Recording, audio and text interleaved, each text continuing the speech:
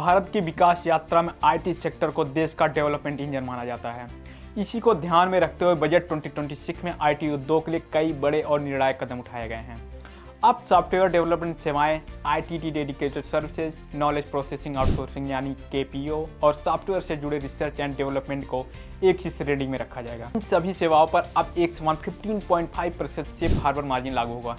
इससे टैक्स नियम सरल होंगे, कानूनी विवाद कम होंगे और कंपनियों को कारोबार में स्थिरता मिलेगी। बजट में सेफ हार्बर सीमा की बात की जाए तो आईटी कंपनियों के लिए सेफ हार्बर का दायरा अब 300 करोड़ रुपए से बढ़ाकर सीधे 2000 करोड़ रुपए का कर दिया गया है।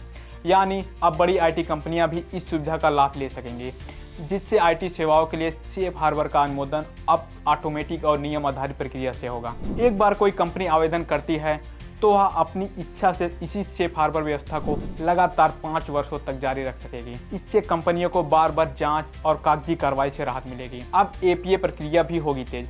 जो आईटी कंपनियां एडवांस प्राइसिंग एग्रीमेंट यानी एपीए करना चाहती हैं, उनके लिए प्रक्रिया को तेज किया जाएगा। सरकार का गोल है कि आईटी सेवाओं के लिए एक पक्षी एपीए 2 साल के भीतर पूरा किया जाए। टैक्स पेयर के अनुरोध पर इस अवधि को 6 महीने तक और बढ़ाया जा सकेगा। एपीए में शामिल कंपनियों को जो संशोधित विवरणी की सुविधा मिलेगी, वही सुविधा उनकी संबद्ध संस्थाओं को भी दी जाएगी।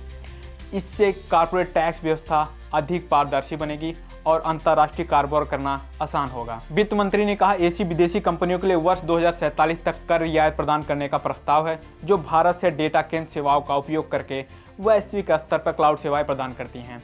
उन्होंने कहा, यदि डेटा सेंटर सेवाएं प्रदान करने वाली कंपनी एक संबंधित कंपनी है तो उस लागत में 15% का सेफ हार्बर प्रदान करने का भी प्रस्ताव रखा गया है।